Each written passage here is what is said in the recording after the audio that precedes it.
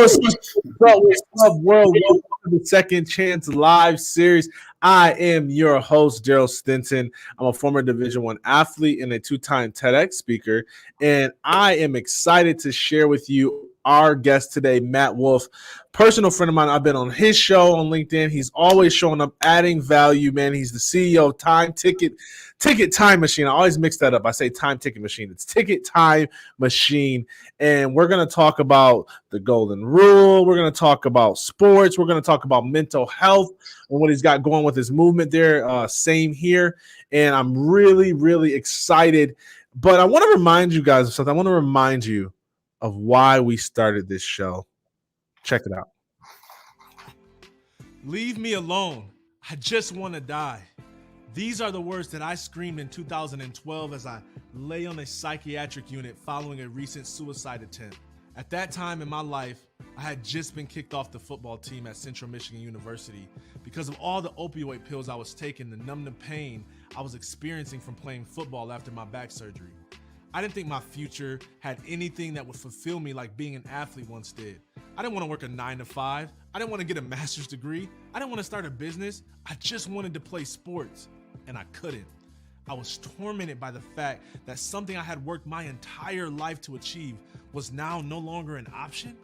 At that time, I had so many people around me that only liked me because I played sports, and I thought since I was no longer an athlete that no one would really care about me anymore. I figured since sports was over, that meant my life was over. Yet little did I know, my life was just beginning. And so is your life. Your life is just beginning. I don't care how successful you are or not. I don't care how many mistakes you've made or not. Your life is still beginning. Your best days are always in front of you, and they're never behind you. Always, always. It's nowhere to go but up from here. So my good friend Matt, he lives his life by the golden rule and strives to be a better person each day. Whether that is helping people find jobs through his open to work episodes that he does on LinkedIn or championing for mental health awareness with Same Here, he believes that we can all do better if we do what helps one person. It is all worth it. Y'all join me in welcoming Matt Wolff. Go ahead and holler at us, Matt. Appreciate it. That's a powerful intro. I was on a podcast earlier, the Iggy Sports Talk, and we're talking mental health. And one of the things we talked about is the attitude and the feeling of someone who has that stuff taken away, like the why me, and you can either choose to go down that path or you can do something and do great things like you're doing and almost feel like it's a better, maybe you could have accomplished more and had more success, kind of like in the Field of Dreams movie when the player is walking off the field and he turns into the doctor and he's like, man, I'm sorry, you can't be a ball player. And he's like, no, this is what I was meant to do. So it's a powerful video. Yeah, thank you. I appreciate it, man. And I'll send you a check for all your kind remarks about it. Hey, let's say what's up to Brandy Winans, Pro Athletes Transition. What's up, Brandy? It's good to see you. I see you, Mr. Stefan, who we had on here as a guest, man. He absolutely crushed it. Just saying, hey, and I see some unnamed LinkedIn users. Thank you guys for tuning into the show. We so appreciate it. Matt, I want to dive right in, man. We've got to talk about Same Here, and I think we can talk about a lot, and we'll get into some other things. But I want to start with mental health. We're coming out of the global pandemic. Many people who had mental illness or mental health challenges are experiencing more of it, and many people who have never experienced it before, we're seeing a rise in mental health challenges. I want to know a little bit about the heart, about why you started Same Here as a movement, how people can connect with it, and what you have to say to people going through it right now. Yeah, so the first thing is I did not start Same Here. That was Eric Cussin. That's right. Eric started Same Here. I got involved as just an everyday hero telling my story. And then he had an idea to start an arm called Same Here CEO. And his friend, Steven Jergella, reached out to me to say, hey, would you like to help get this thing off the ground? And so I said, of course. So I'm a Same Here CEO. I'm kind of in the bottom ground, at the ground level of Same Here CEO. But Same Here is a global mental health movement. They have a ton of celebrities and public figures and athletes that are championing for mental health. But they also have everyday heroes who are telling their story. The Same Here CEO. They have practitioners. They have a podcast called We Are All a Little Crazy with Theo Fleury, and which is Theo Fleury's birthday. So happy birthday, Theo. And Darren Rovell, the three of them are kind of connected to each other, and they do the podcast. But it's a great organization. There's a lot of good organizations. I think what you do for mental health is great. I talk about Malcolm Lemons, a ton of great resources and information. Same Here is another one. I think there's opportunity to support all of them. And so that's what I put my time and energy behind. It's very important to me, and I think it's an important subject that needs to be elevated. So I'm happy to do my part.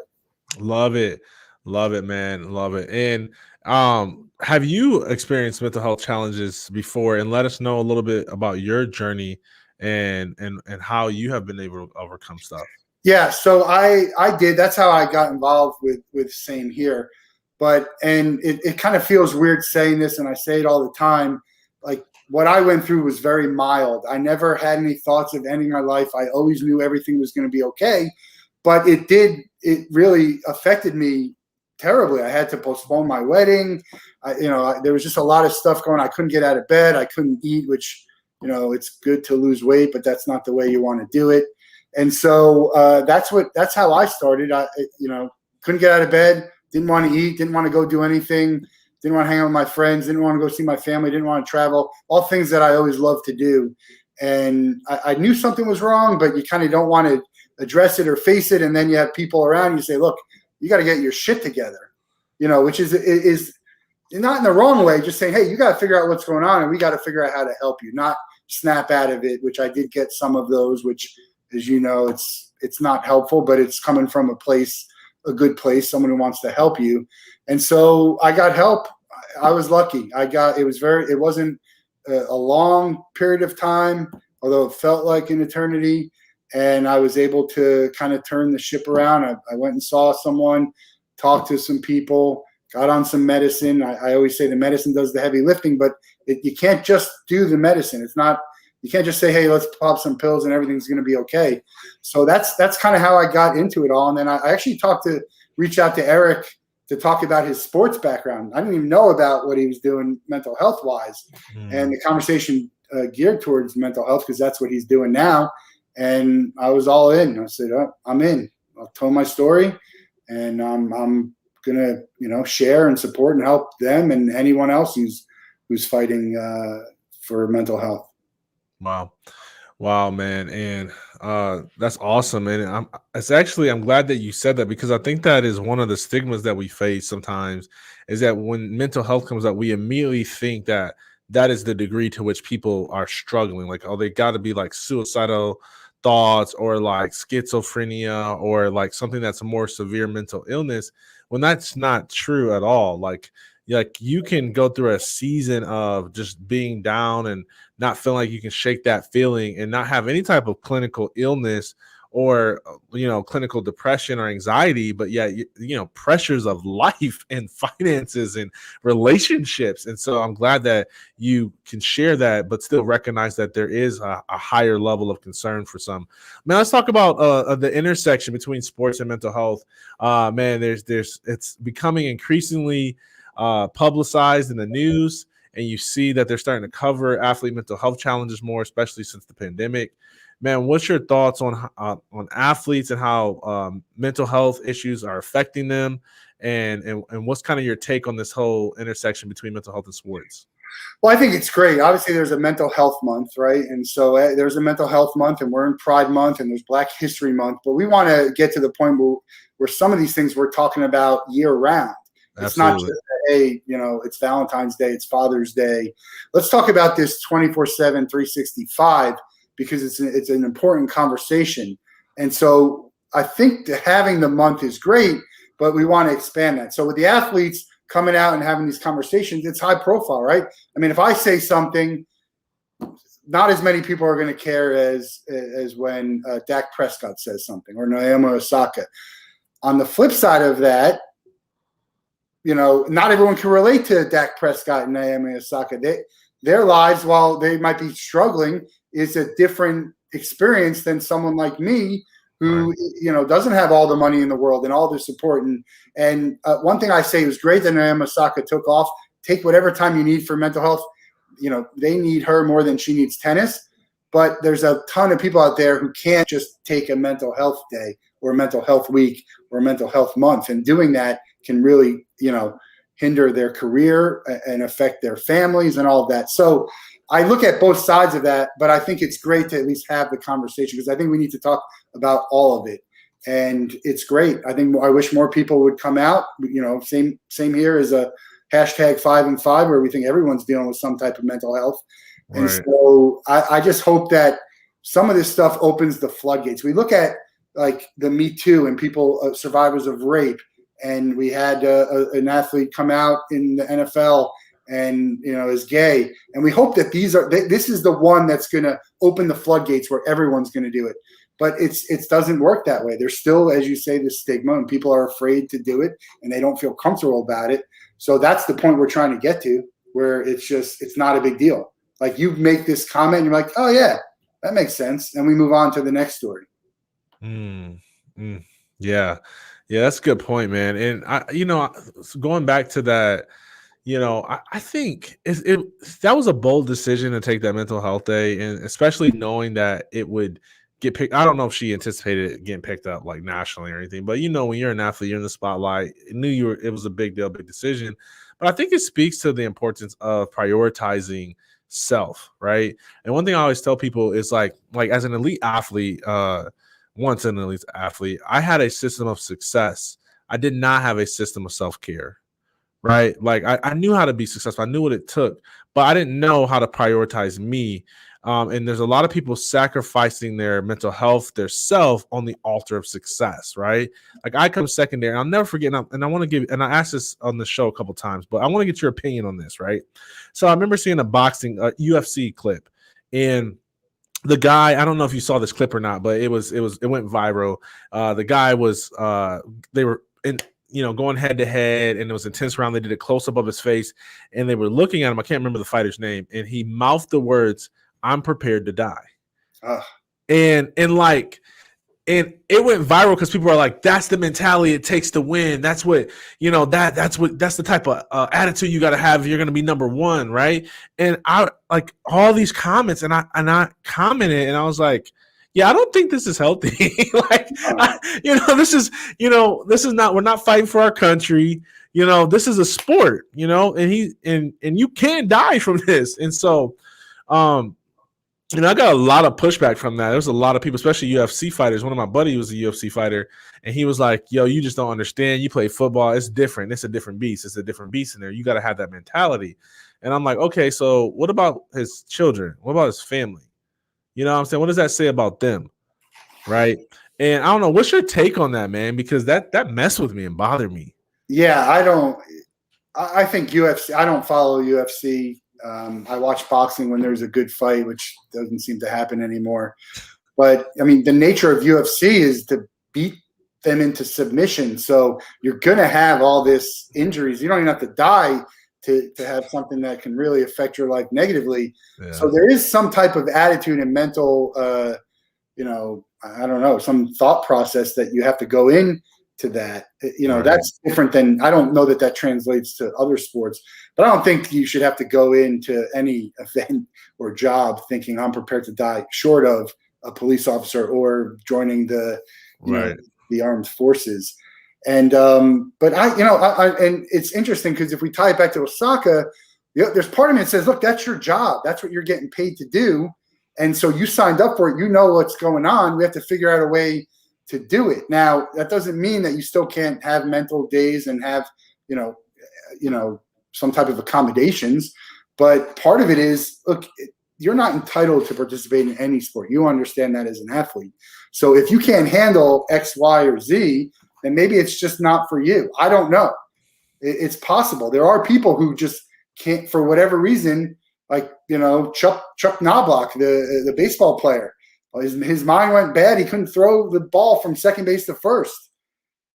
It just happens. There's just stuff that you can't do. And if you can't do it, then you can't be a part of this. Right. So I would feel bad for someone who couldn't, participate in sports because they don't want to go to press conferences. Or I think his name was Casey Martin, the guy who was a golfer, but he had a disease where he couldn't walk and he needed a cart.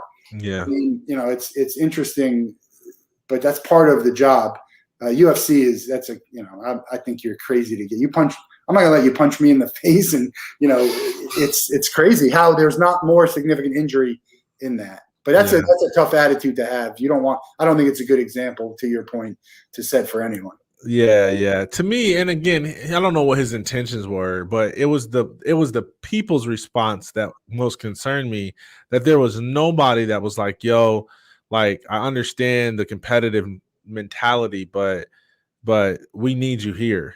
Like it was kind of like, "Yeah, go die in the ring." I was like, "This is not Gladiator." This is not okay. And his life matters, and so, man, I just think there's there's this tension when you're in a sport or you have a job where there's great responsibility to like never, I hate using the word quit, but like moments like that, like you cannot show weakness. You cannot like take a deep breath. And I was just thinking about leaders and how many leaders just needed a place to cry and a vent during the pandemic, but felt like they couldn't because they needed to lead. Like, what's your philosophy around vulnerability as a leader? I read a book by Barry Kleiman called, and I don't know the name, it's a long title, but it's about truth. And it's a great book, and it's more about finding a job and using truth to find a job. But I'll go and tell you, I had a conversation the other day, and I said, we did this job and it was a failure. We sold 3 tickets for it.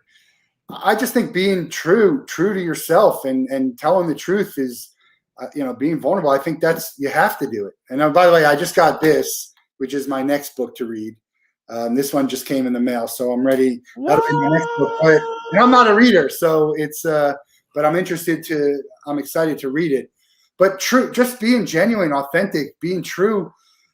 Weakness. I don't know that certain things are like they're considered being weak when they're not really. I don't agree with that. It's like, the stigma of men, and we talk about, I don't know if you got connected with Matt Zerker with the Tether app, who's it's a men's mental health app. So I would I don't know. I don't care. I'll cry at a movie that makes me sad. My dad died 15, 16 years ago. Every time something comes up with a father, and it gets me emotional. So I'll cry. I'm not afraid to cry. I'm not afraid to tell you I'm wrong. I'm not afraid to tell you that I didn't have the right answer. I think that's the way, I just wish people would be more honest. And it starts with being honest with yourself, which is a very tough thing to do. One thing that I think I have a real good sense of is who I am, what my faults are, and what my weaknesses are. And, I try and change them, but some of them, it's just who I am. We have to accept it. Mm-hmm. And some of it is just, look, that's who I am. This is the truth. This is me. Take it or leave it.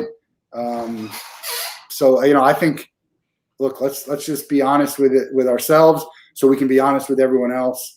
And we need more vulnerability, more weakness. That's what's going to get to come out and keep the conversation moving forward. Same with you. I mean, you telling your story. I mean, people will look at that as a weakness, but it's not. It's more powerful. I think those stories are more powerful to me. Right.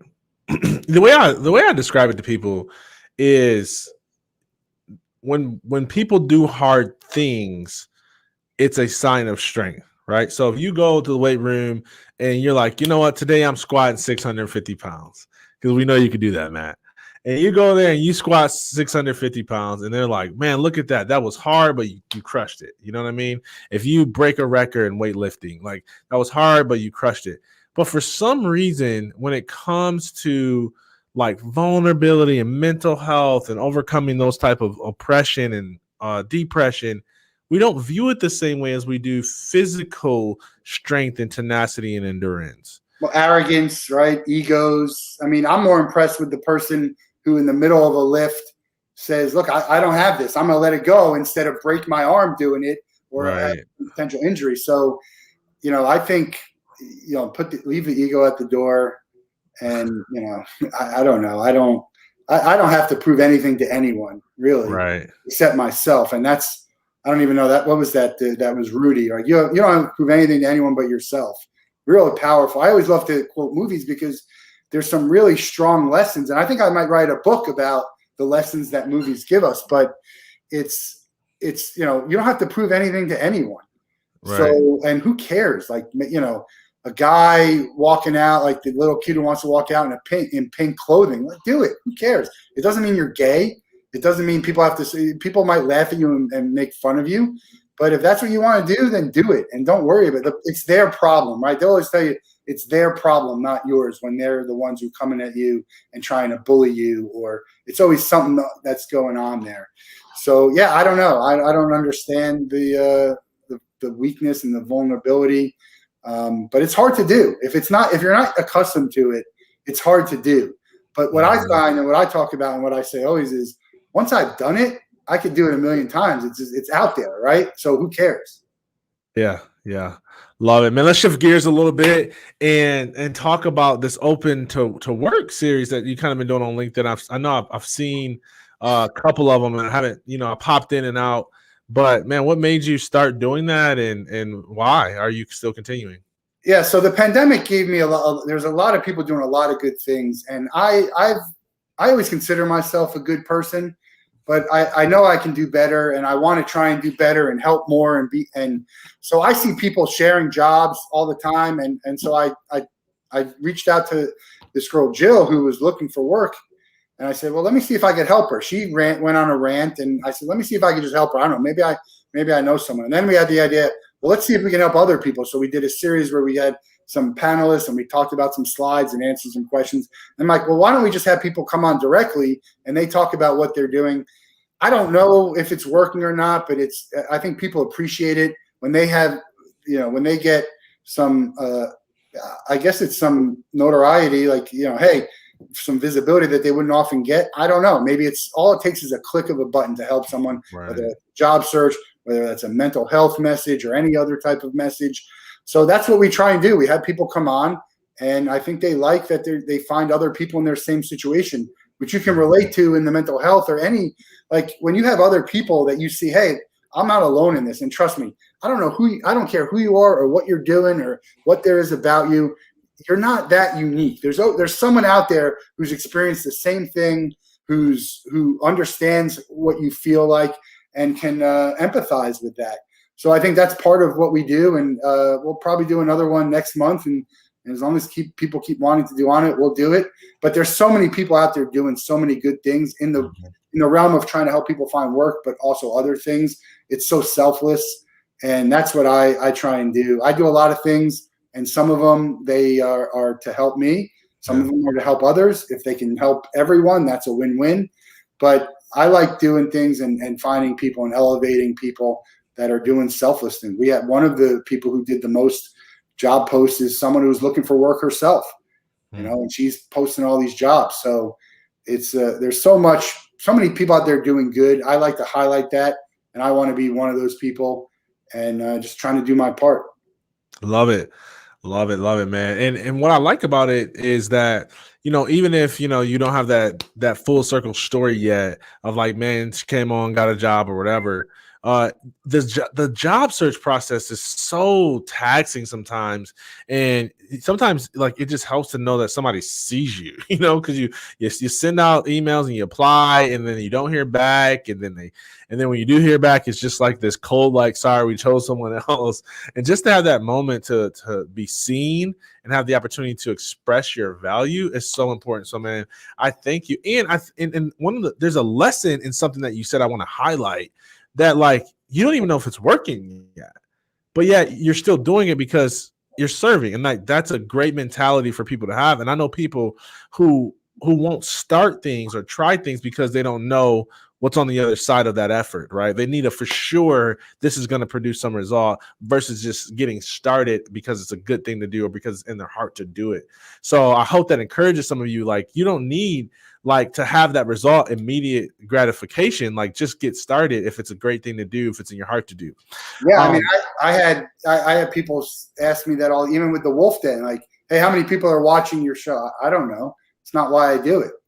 I'd like to have 10 times more people watching and commenting. And for all I know, there's a lot of, immeasurable data where people are sharing and liking, and someone say, hey, man, I love your show. I'm like, oh, I didn't know. I didn't see any likes. I didn't see any comments, but people are watching. So it's not always about the numbers and all of that stuff. But it's a great point. Just start whatever you want to do. Just start it. Do it for the right reasons. And I think you'll find value in it. Just someone coming up to me saying, hey, really appreciate you doing this. Or just me seeing the people on my show now sharing jobs and being more proactive and helping is really something that makes me feel good about my decision to do it. Right. Speaking of which, this is a great time for you to share. Unlike Matt, I haven't matured to the point where I don't care about likes and engagement. I actually get really upset when I find out people have been watching and they haven't been engaging.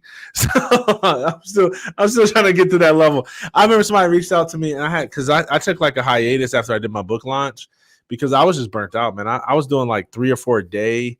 And just to promote the book and elevate people who wanted to support me and stuff like that. And I think, you were supposed to be on during that time when I was launching. I don't know if we didn't make it work. But anyways, I took a break, man. And I started to do like once every, That's a lot. I don't know. And so somebody was like, oh, man, like, where you been? Missed the live show. I'm like, dude, what? But there's like crickets on half the shows. Where were you at? I didn't even know you were watching, but they watch, man. And it's crazy because like even now I see like there's 3 people in here and I don't even know if it's the same 3 people that start. So people will come in and out, and it's the same way with Clubhouse. I never forget, like in Clubhouse, I was doing a room. There's a app that tracks your metrics on Clubhouse, like how many people come in and stuff like that. And I remember like the number was consistently at like 123 or something in the room we were in. But when you looked at how many people popped in and popped out, it was over 1,000 people that had came within like a 2 hours time frame. Yeah. And it was like, man, that's crazy. So like, you just never know who's popping in, what nuggets they're taking away. Maybe they were commuting and just tuned in for a second, like whatever it is. Like, that's why I try to like, switch topics, keep it engaged, keep it exciting, because I just want people to get value from our time together and make it worth everyone's time, right? Our time, your time, their time. Anyways, let's talk about Ticket Time Machine. Yeah. Dude, I didn't know that you've been a collector of tickets for so long. Yeah, I've been a collector of everything for so long. If I stand around my office here, you'll see all my stuff that I don't even have enough space to put it at. But I buy art. I got some great stuff going on here. We got some Super Bowl tickets that I collected that I've gotten. But Ticket Time Machine we're a commemorative ticket company, so we have animated tickets. We can commemorate anything. This is something we did for our wedding, but we can really commemorate anything. Here's Keegan Brown. This guy is he's a 14-year-old. We're trying to get him to raise money, and we did a ticket for him. It's basically a trading card. So we're looking to get into the trading card world, but we're keeping the printed memory alive. These are keepsakes, talking pieces. Everyone has stuff that elicits memories, and it's important to some of them. It could be anything. It doesn't have to be a valuable thing. It just be something that reminds you of a friend that you had, or a family member that's passed on. And so I think it's important that people get the opportunity to have these. And you can still go digital with your admission, but offer the fans something. And so that's what we do.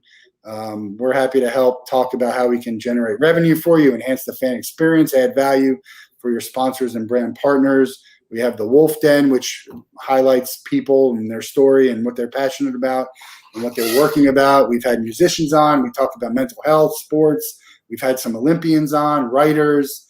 It's just really anyone who wants to share their story. I think everyone has a compelling story to tell. Now, how they tell it, that might be a different thing. That's why some people are authors and some people, can't do that, or write songs, and some people sing them, right? But I think that a lot of people have stories, and I want to elevate their stories and bring attention to it and visibility to it. Because I think right now it's like, the same old, same old. We hear the same people elevated and in the spotlight. It goes with all the followers. And I think some of it's tired and old. And I think there's a new wave of people who need to be brought to the forefront and add to the conversation. I happen to think I'm one of those people that can do it, but I know a ton of people who are, and I just enjoy talking to them. Love it, man. And dude, one of the things that you probably don't know this because you just got the book.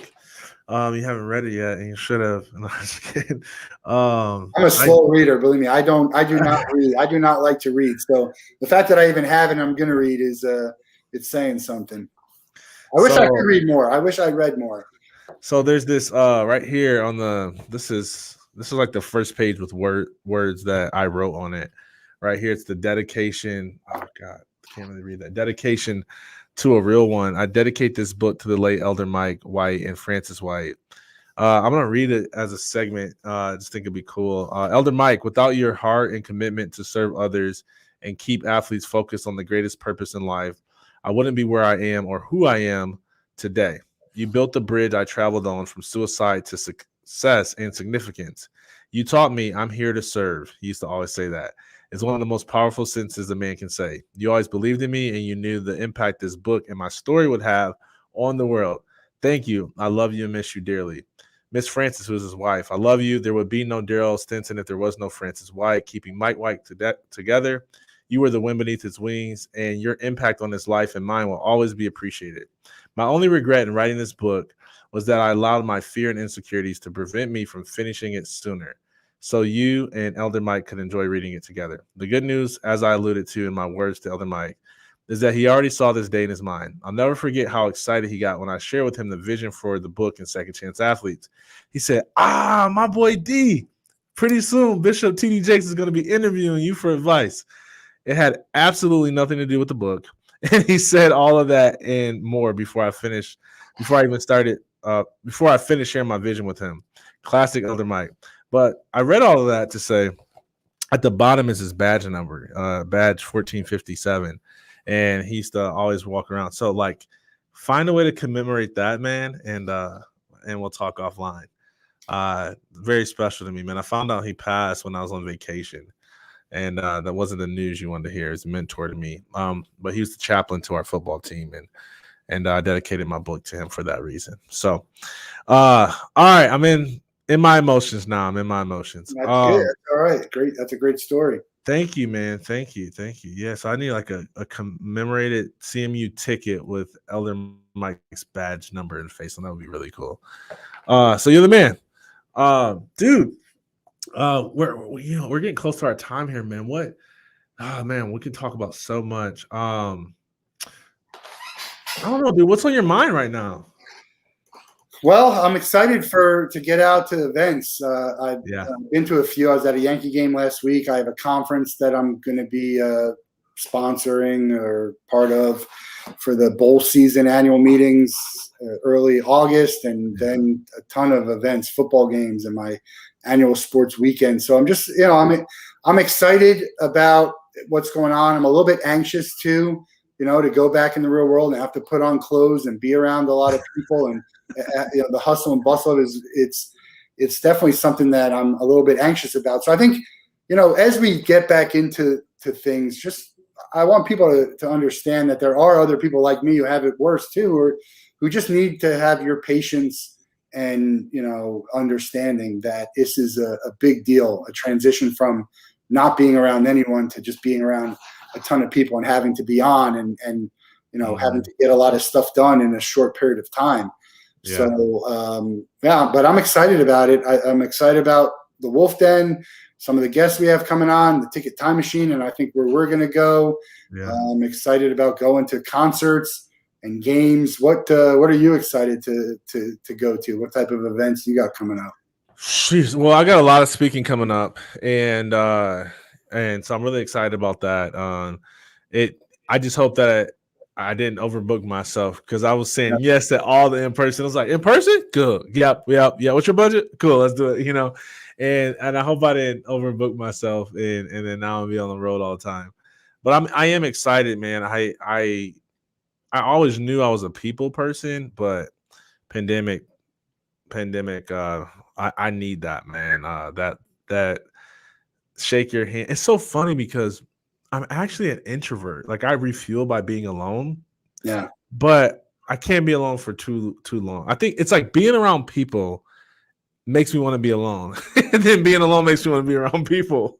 So I'm excited, man, just to get out there to speak and and to do so without, terrible footage where everyone's 8 feet apart and it looks like no one's in the room, but we're close. We can shake hands, we can high five, we can laugh, we can feel the warmth from each other's bodies, Yeah. all that stuff, man. Give I think somebody a big hug, that type of thing. there's something about that being in person. And I think the Zoom world and the live streams have been great because you've connected with people you never would have been able to. But Yeah. I'm looking forward to just being able to look someone in the eye and have a conversation with them. And it's tough. I'm actually don't like to do speaking. So I don't even know if I ever would be able to do a TED talk.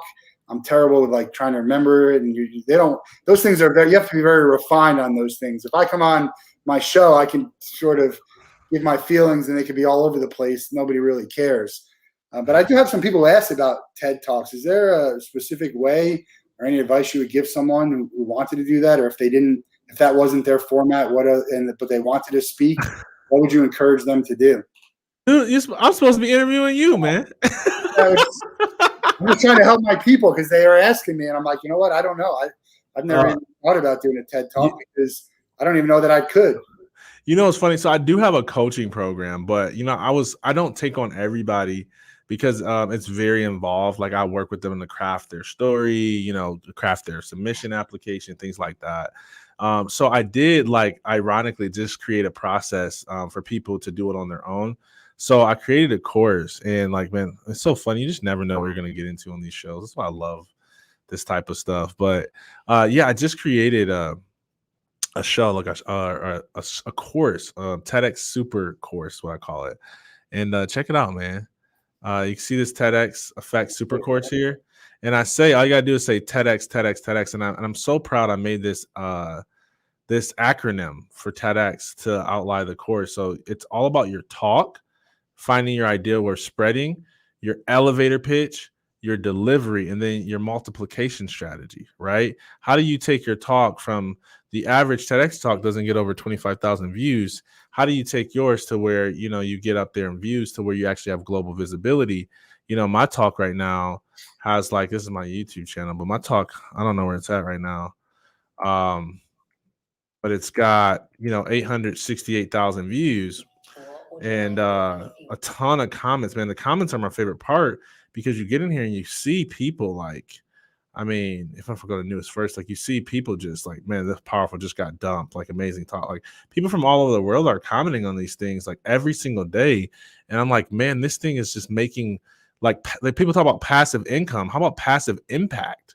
Right? Let me stop sharing my screen because it looks weird, but you have to memorize a TED Talk. I mean, so I'm not a fan of memorization. I'm a fan of just knowing it. TEDx does require you to write a manuscript. Okay. So anybody can apply to TEDx. All you have to go is to go to TED.com. There's a place that says apply. You can apply, or you can have somebody nominate. You can nominate a friend.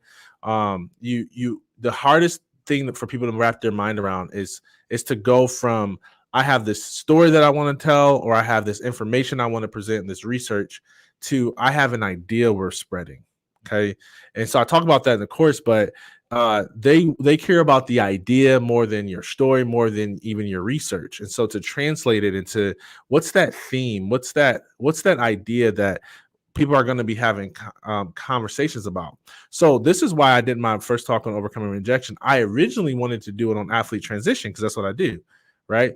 And as I looked at my story, which this is a way for, I say there's two ways for people to find out, what their TED idea is, right? Number one is the manuscript. Number two is the stadium. So the manuscript is what I did. I wrote out my whole story, about 10 to 15 pages. And I asked myself the question, what did life make me a master of? Okay, what did life make me a master of? And I started to realize that, man, I'm a master of rejection. And it was actually a guy by the name of Tucker Stein who helped me see that, because it's hard to read the label when you're inside the bottle. And when I saw that I was master of rejection, we came up with the idea. So we weren't telling my story of suicide to success. We were sharing an idea that rejection is not an enemy, it's a friend. It's not something we should avoid, it's something we should embrace. So that was an idea worth spreading. So if you can do that with your story, with your expertise, like that positions you to be on TEDx. And a lot of people don't know that, like, you don't need some big platform, a ton of followers, a huge degree, a resume. There's a lot of TEDx event planners that actually prioritize the underdogs. They want to help elevate people who just need some more visibility and gas on their message and mission. So like, if you're like, man, I'm a nobody, like, you might be perfect for a TEDx stage, because there's people who are looking for the underdogs and not the person that just has like the super long resume and want to brag about everything. It's like, no, let's find the person who's like a really interesting person with a really great idea.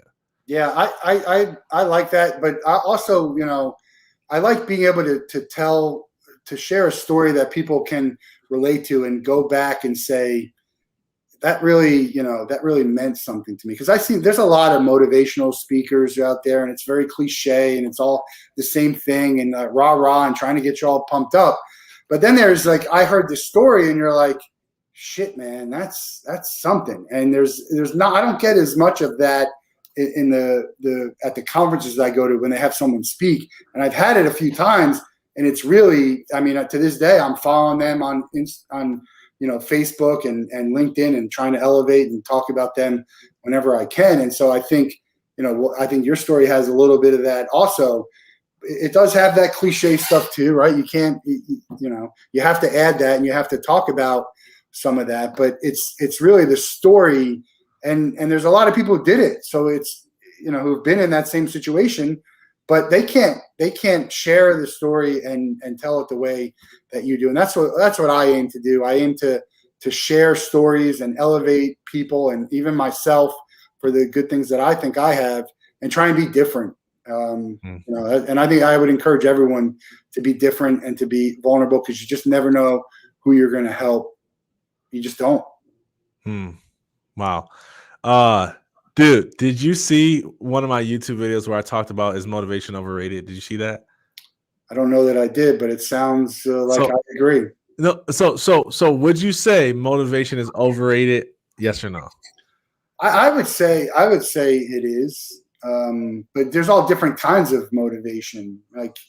Like motivation, what you're describing is cliche. That's what I'm talking about, that type of motivation. No, I think, but some people need it. That's the thing. For me, it's overrated. There's some people who need it. There's some people who need them yelling at them at the gym, right? There's some people who need them watching them sit, on their diet and telling them, or, so there are people who need it, and there's a market for it. That's why it's probably $1 billion industry. But I don't think it's for everyone. It's not for me. I like to be motivated by other things other than the normal stuff. But no, I agree. I probably agree with you.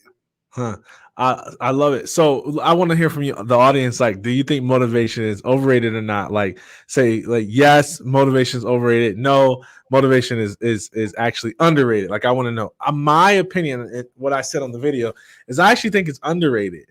Right? Yeah. I think it's because of the bad apples that have spoiled it. Right? I mean, I'll never forget. I'm not going to say the person's name, but this dude has a huge platform.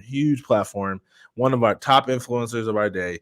I was in a clubhouse room, and I was doing a pitch, trying to get funding for second chance athletes, right? And I was telling them about my story and me and all this stuff. And I never forget being in this room. There's hundreds of people, and he goes, and he's like, literally, he's like, nobody would like that S. And I was like, what? And he was like, man, we brought one of the top motivational speakers in the world, and he blew the place up. It was a standing ovation. Everybody stood up, clapped. People were crying, all this stuff. We surveyed our audience, and like he said, everyone said, don't bring that guy back. They didn't learn a dang thing from him. They don't know what to do. It was a bunch of rah-rah stuff. It was no practical application, blah, blah, blah, blah. And that stuff is just, it doesn't help people move their life forward or grow their business. It's just a bunch of rah-rah, right? And so my response to this was like, yeah, so I'm not him. I don't believe in motivation without practical application. To me, that's not motivation. Motivation and inspiration is not leading you to something that you can't achieve. It's empowering you with the belief that you can.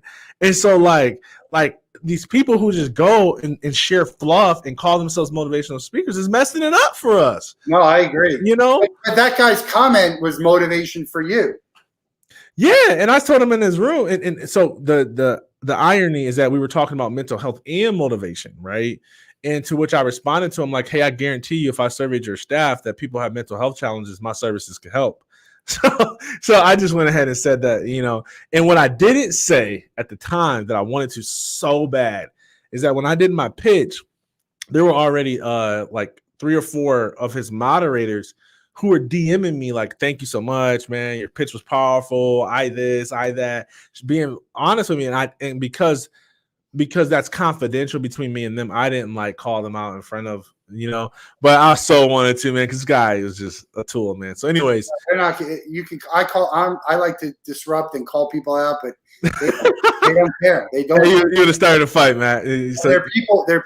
Their followers will defend them blindly. That's true. Yeah. That's just the way it is. But none of this stuff that we talk about, most of the stuff that I'm saying or anyone's saying, it's not rocket science. It's not necessarily even that unique, but it's a little bit different than what the mainstream of the same exact thing that people are saying, and getting people to look at the same thing from a different view or a different lens. Yeah. And so I think there's a lot, but there's competition. I don't mind people doing the same thing, but I want to make sure they're doing it right. So that's kind of to your point. Like, yeah, you want to do motivation, that's great, but do it right. But they're getting rewarded for bad behavior and doing it wrong. Yeah, I'm not a fan of that. And it's harder to find the application in motivation a lot of times. And sometimes, man, when I'm down, I'm the person that needs it. Like, do you work out? I exercise. I don't do cardio. I do cardio and I play basketball. That a workout? I don't know. So when you exercise, like, do you need motivation to do, or are you just kind of like, I'm gonna go get a sweat in? I just know I have to do it. You see what I'm saying? So my dad's like the same way, and me and him were just arguing about this. Is like he's just naturally like he doesn't need that. Like, he can work out. He's got his own motivation. He's like, my motivation is my goal that I want to achieve. Whatever. Like, I don't need pumped up. I don't need, not that he doesn't like listen to music or anything, but like he just doesn't need it. And I'm like, dude, I need that. I get bored really quickly. Like, I listen to music, I get bored, but I don't need to like no. Pumped up. I need somebody to slap me in the face, hit me in the chest, punch me in the gut, yell at me, tell me I can't, and then I'm like, let's go. Yeah, I get it. I get it.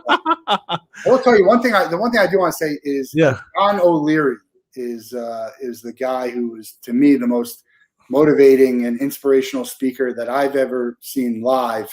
Yeah, and I encourage everyone to watch his video.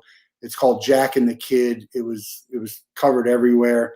But to me, that's a motivation for someone not to be able to talk to someone about what you should do when you've been through it is much more powerful than someone who's just talking about all the things you could do and how to overcome all the stuff. Yeah. I agree. Man, dude, I was gonna give an example. Should I do that? No, I have to do it. My wife said I gotta stop doing that. I gotta stop leading people on. There we go. There's some motivation right there, man. You could post this. This is the YouTube for Jack and the Kid. But is it? All right, I've never heard of the guy. He's got a newsletter, a weekly newsletter. John O'Leary. I'm hoping to get him on the Wolff Den, but it's just it's a tough story to watch. So that's a warning. It's a tough story to watch. I'm gonna document this. Nobody's gonna remember this URL though. Like a shortener, man. But I'll post it in the chat. I'll post it in the chat. Yeah, that's fun, man. Dude, awesome, man. The guys, we talked about a lot of stuff, man. I'm still stuck on this like application thing, dude, because I just feel like that's where the transformation in our lives happen, right? Like, like when you take the live shows that we do and you find one thing that you're like, look, I'm gonna apply this to my life, right? To me, that's where change happens, right? Like you can listen, the scripture says knowledge alone puffs up. And the more, and we live in such a consumer generation, and everybody's got a course, everybody's got a live show, everybody's got content on social media and a platform to share, and people just binge listen to all this stuff and they never binge action. And so don't do that. It's not how life is supposed to be. So anyways, man, any final thoughts, man, you want to leave the people with before we sign off? I think I'm gonna end this with a little song. And so before I do that, man, go ahead. Obviously, people want to know how to connect with you. They can head over to LinkedIn. They can head over to your Instagram. They can connect with you on Twitter. I mean, you're everywhere, man. You're everywhere where social media is. I mean, I'm about as accessible a person as you'll ever meet. Before you even hit send, I have a reply already sent. I think that's one of the most important things is being able to communicate in a timely fashion. It's one of my favorite things to do. I operate with a clean inbox. On my emails and my phone, and so reach out. If I can help you. Reach out if you think you can help me. Reach out if you think we can collaborate. If you're having a rough time, reach out. I'm happy to talk. I have a lot of great resources. I have a great network of people who are like me, who want to help people, and just let's help each other. Let's lift each other up. Let's help each other. We're not in competition, even though there is competition, but there's enough room for everyone. And let's just try and do better. There's so much we all can do better. I'm guilty of it myself. I try and do better, and there's a lot of times I'm a hypocrite, but I'm trying not to be. But that's it. Let's just do better. And again, just like you started, the golden rule. Let's treat people how we would like them to treat us. Absolutely. Guys, make sure you go over and check out Matt Wolff, man. Ticket. I was going to say it again. I was about to say time ticket machine. Ticket, Daryl. Ticket time machine. It's right there on the screen in front of me. You think I would get it right. Man, let us know what your takeaway was. Let us know what you're going to do to action. If you're just now watching the replay, make sure you go back, listen to Matt's story, we talked about sports and mental health and the Same Here Global Movement. We gave people shout outs because we live in an abundant world. That's what we do. I give everyone a shout out. And I had someone on my show when I asked them, hey, what's your favorite sports drink? And she's like, I'm not going to tell you. They're not paying me. I'm like, you use it every day. That's not the world we live in, man. David Meltzer. Every day. So let's give shout outs to everyone. And then we can connect more people and get more visibility. Yeah, man. My mentor, David Meltzer, taught me. He said, Daryl, there's three worlds that people live in. The world of not enough, just enough, or more than enough. We live in a world of more than enough. A shout out. And who? Brent, he's one of my close friends. Brent, there you go. Here's your shout out, Brent. And we don't see eye to eye on so many things, but he's very helpful about being a devil's advocate and trying to help. He was there for me when I was going through stuff. He didn't do it the right way, but I know it was from a good place. He was trying to just get me, back to me because he knew me and he knew I wasn't being me. And it was even though some of the stuff he wanted to do wasn't that helpful, just knowing he was there and would do whatever it takes meant a lot. And there's your shout out, man. He's boom.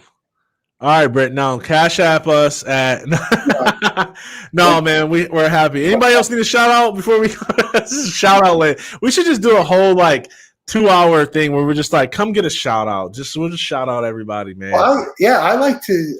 I do that. I have a man. What the hell's his name? Tim. Oh man. Well, Brian Shulman does shout out Saturday. Oh, okay. So I'll send some stuff in the thing, and I can't even believe I'm messing up. But he has on Friday he gives the good guys and good gals, and my brain is not working right now, man. I'm going to send that link. I have a team player of the week if you think someone deserves a shout out. But let's just elevate and give shouts out to people. Put a post and put 10 people who you think people should follow or listen to. I mean, I'm gonna do that. 10 people. I'm challenging 5 people. Start with 5 people. 5 people. 5 people you should follow. And let them name 5 people and just people that, and it's interesting. Everyone has a different opinion. Like there's people that others think are great influencers and thought leaders, subject matter experts that I think are terrible. But it's each his own. I think if you think that there's someone worth value, then other people should, and you want other people to do it, then do it. But last shout out to you. I'm going to read this book. Through it. I'm excited for that. Appreciate the time. Always appreciate the platform to share. Same here, and Ticket Time Machine, but just to have a chat and absolutely and get a different perspective. Speaking of the book, guys, good news. You can get the book for free. lifeaftersportsbook.com. You got to pay for shipping. But it's not one of those things where it's like, hey, $16.95 for shipping. Literally, we make 3 cents a book. I can show you the bank account.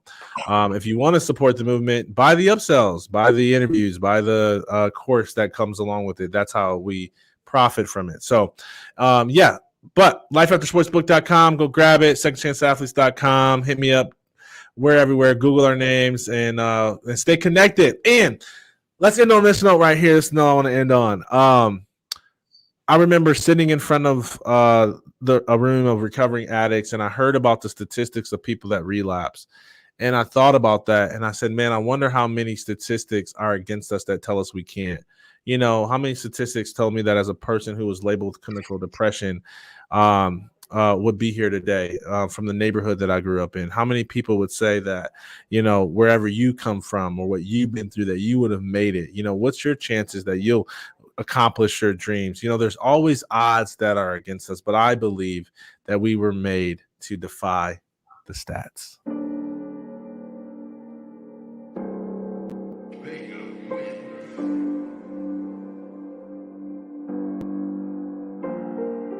Do you know what they say? That we can't make it this way. No, they told us that we'll never make it, but they don't know the God we serve. I came out the womb defying stats. They was like, I don't know about that. I came out the streets defying This is it, my friends. Defy the stats, available wherever there's music. Thanks, Matt, for coming on, showing some love in the chat. We're defying stats out here. You're defying stats. Nothing can overcome. This is some motivation for you. They labeled me a statistic, I think they missed it. Selling drugs just to make a living. I was dealt a bad hand, but I still ripped it. I turned a couple of ounces into a whole business. You couldn't tell your boy nothing, I was so driven. Trying to make it to the league, headed straight to prison. It's crazy what we go through to get what we want, while creating a life we don't. Stupid. All right. That's it. That's all we got for you today. Thank you for tuning in. Until next time, always remember, no matter what you've been through, that life has a way of awarding us second chances, and second chances exist so we can finish strong. Go out there and finish strong.